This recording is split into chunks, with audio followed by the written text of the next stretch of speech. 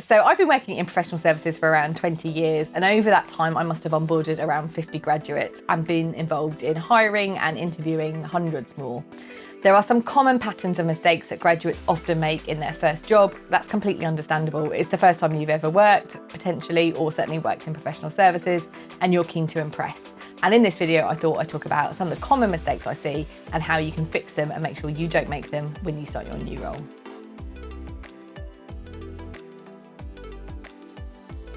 The first mistake is people often think they're on The Apprentice. And much as this is quite funny to some of us who are in the business, people can feel like they're being very competitive or they have to compete against their classmates. And in fact, that's not true at all.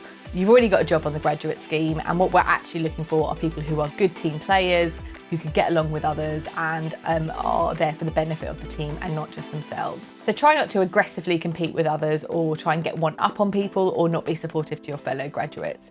Those aren't actually skills that we look for and won't stand you in good stead in the long run. The second thing, which is completely understandable, is people treat it like a sprint, not a marathon. And so what they do in their first few weeks is they're really keen to impress. They try to put in lots of extra hours, take on extra responsibilities. But what they fail to know is that this is a marathon, and actually most training contracts last for at least 3 years. So actually what we're looking for is people who can stay the course and have the longevity.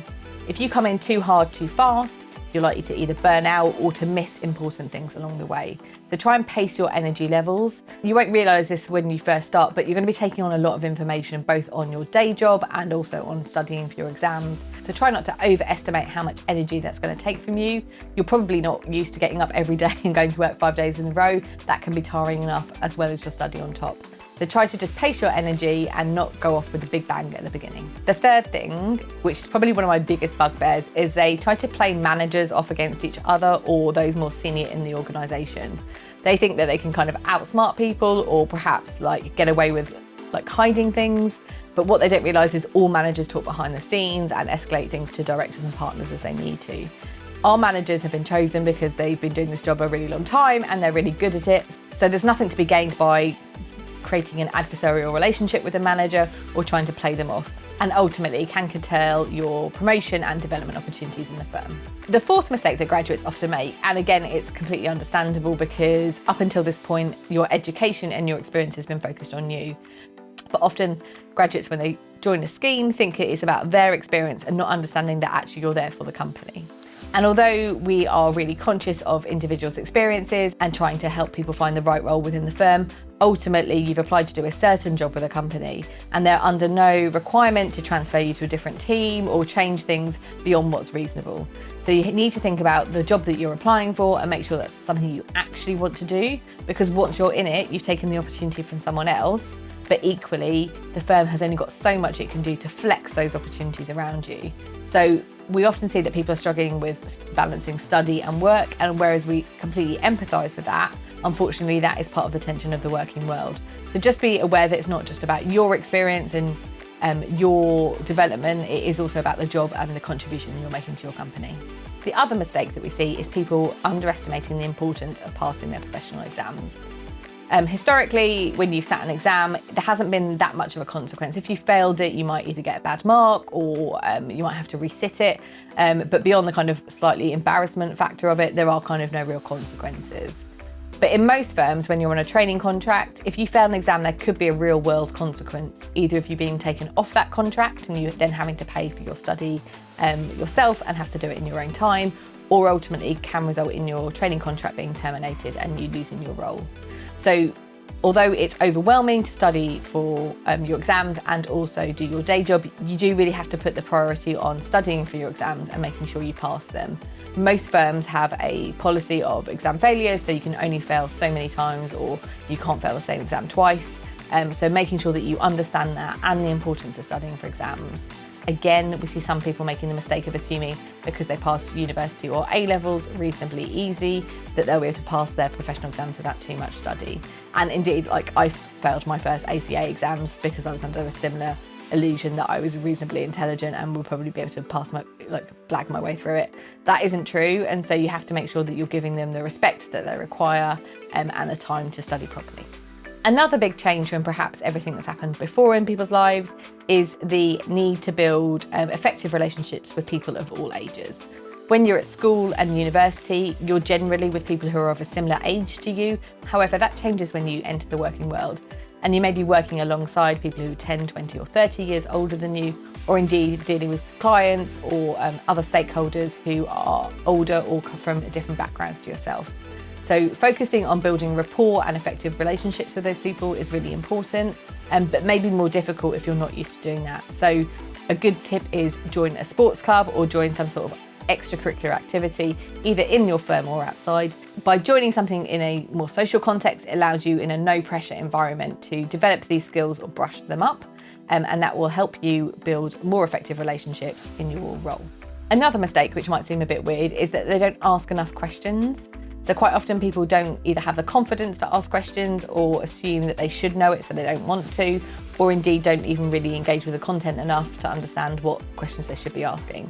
So a bit of a red flag for me is if someone never asks any questions, even if it's something they've not done before or they're kind of new to the role. Ask questions, particularly if you're unsure about what you should be doing. No one minds answering questions, particularly at the beginning of a project when you can actually help influence. So make sure that if you're unsure about something or you don't know how something works, that you ask the question. If you're not comfortable asking your manager or the person who's leading that project, you can always ask a team member, or if you're assigned a buddy, someone who's like a year above you in the programme, they might be a softer place for you to go and ask a question if you don't want to look stupid. Often people fall down on being unable to manage tight time deadlines or just generally manage workloads.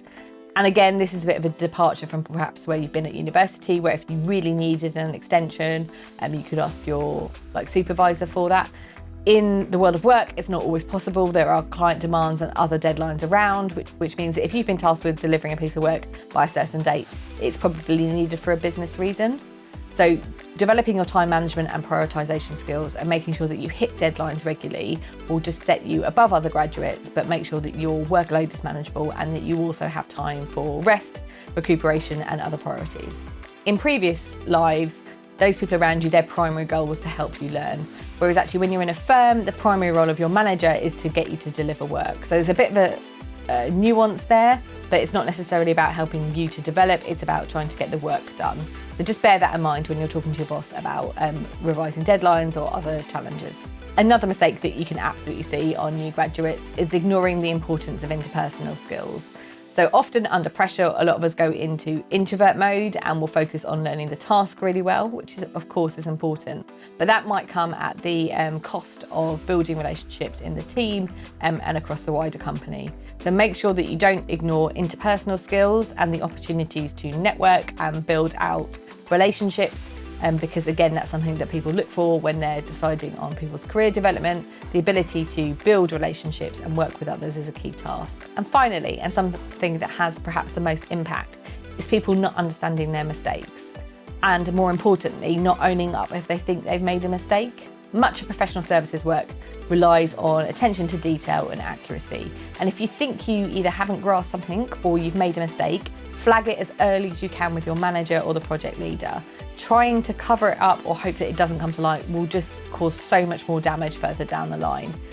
People accept that mistakes happen, but if you own it and you actually kind of engage with it, it will help you and your reputation much more effectively than if you try and cover it up or hope that it won't come to light.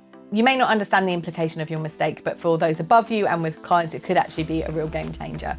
So if you've got even an inkling that you feel like you might have made a mistake, then talk to someone about it as soon as you can and make sure that it's explored and corrected if it needs to be.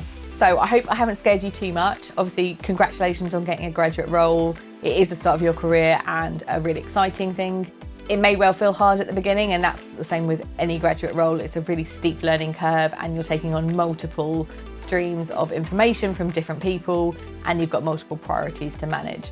So if you do feel overwhelmed, reach out to someone, talk to them about it. There are probably many people who feel like you did when they first start and will understand and empathise where they can. If you like my content or find it useful, please leave a comment below or hit like and subscribe to receive my latest content. I'm Liz and I'm a partner in a large accounting firm, and on my channel I share tips, tricks and hacks to help you navigate your career.